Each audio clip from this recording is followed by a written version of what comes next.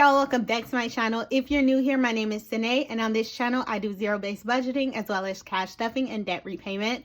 So today I will be talking about something a little different. It is just merely a technique. It is nothing new. You can see it on a lot of people's channel, but basically I think this technique could offer a little bit of clarity, give you a little bit of insight into your monthly expenses, as well as offer you a little bit of stress relief when it comes to how you're going to spend your money or what bills need to come out of what paycheck. So if you want to see what I'm referring to, go ahead and keep on watching. And if you haven't already, don't forget to hit that subscribe button if you do like what you see here on the channel, and join the fam. All right, loves, just jumping right into it. I am going to do a November monthly expenses. So what I want to do first is list out my expenses, what they are for the month. So if I have streaming, car insurance, cell phone, things of that nature. I also want to list them in order from their due dates. So I know that credit card number 1 is due on the 2nd, car note is due on the 16th, and streaming is due on the 29th. The reason why you want to list them in order is to make sure that you know which check they are actually going to be paid from, and so you don't miss any due date. So we're just saying that credit card number 1 is due on the 2nd and it is $50.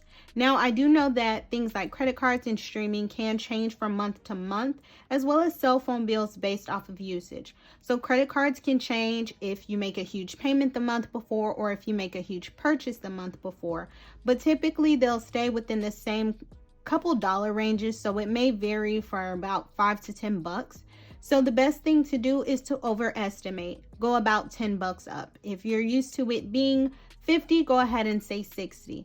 It's okay for that number to be lower than what you estimate. Okay? You rather overestimate than be short. So I did go ahead and sign some amounts to my expenses, and that tells me that I need to make $19.74 for the month. Now, why this number holds so much weight is because it will let you know before the month even starts whether you are flying, floating, or sinking. And what I mean by that is if you are flying, that means that your income is more than your expenses and you have money left to put away. So you have a little bit extra to go ahead and put into your savings or your emergency funds, which is what we like. It also lets you know if you're floating. Floating basically means that you are zeroed out for the month. You made enough income to cover your expenses and your necessities, but just not enough yet to save. And of course, we kind of know what sinking is. Basically, your expenses outweigh your income. And that's super important because if an opportunity presents itself for you to make a little extra cash to get you either above this number or close to it, you want to take that opportunity if you're within health to do so. And what I mean by health is that is your mental health as well as your physical health. Now it's time to break down these expenses into checks. The reason you want to do that is you want to know which check each expense is getting paid out of, because it will let you know if some expenses are going to eat up one of your checks. What you don't want is for you to be able to pay most of everything from your expenses, probably up to the 21st, and then you only have $100 left for gas, groceries, and any other necessities. You want to try to balance out your checks so that you know between that time frame you will be okay. So for credit card number 1, because this falls on the 2nd, that means this credit card payment was already paid by the previous month's paycheck, which means I don't have to pay it out of this first one. I just have to pay it out of the second one, because the 26th comes before the 2nd of December, if that makes sense. This credit card being due on the 2nd means it was paid in the paycheck of October. Okay, so moving on to cell phone. Cell phone is due on the 9th, which means it is due the 9th of December because it has already been paid.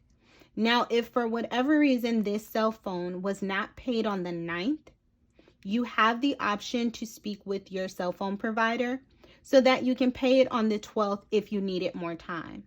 But if you've already gone ahead and paid it, you do not have to pay it from the check you'll receive on the 12th. You will pay it for the following month out of check number 2.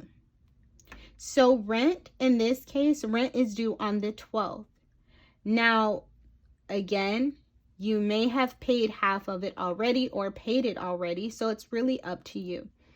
I like to split big amounts like this. So in the case of rent is $900. That is a lot to consume out of one check.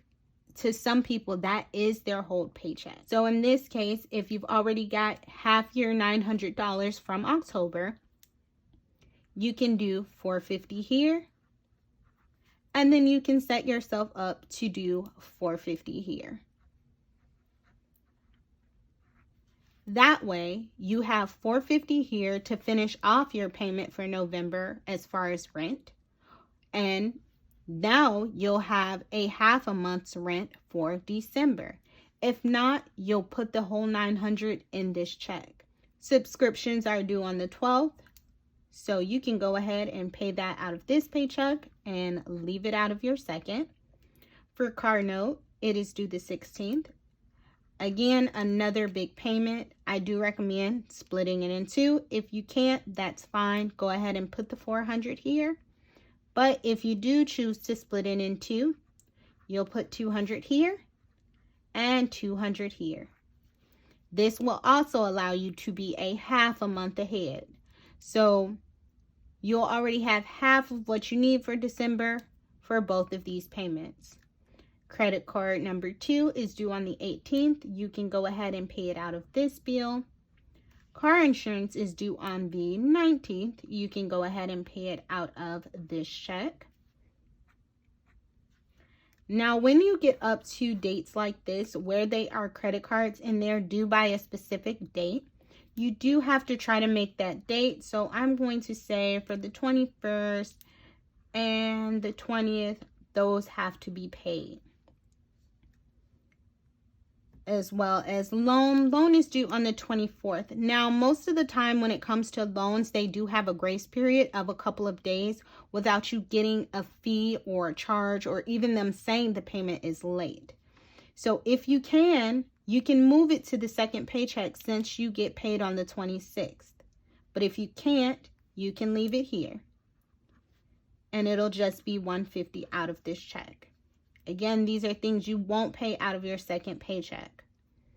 When it comes to this credit card bill and streaming, you can go ahead and pay it out of this check, out of the 12th, or you can go ahead and pay it out of the 26th. It is up to you. But because you get paid on the 26th, you can go ahead and put this credit card right here on that second check. And the same thing with streaming. So now we're going to go ahead and tally up these amounts because we already know we need to make at least $19.74. So let's go ahead and see how much will be coming out of each check. All right, y'all, now that we have some numbers to correlate with our paychecks, do you see why this could be very useful? It can offer a little bit of insight to your finances as well, relieve a little bit of stress, because it will let you know if your checks are going to be unbalanced as far as your expenses.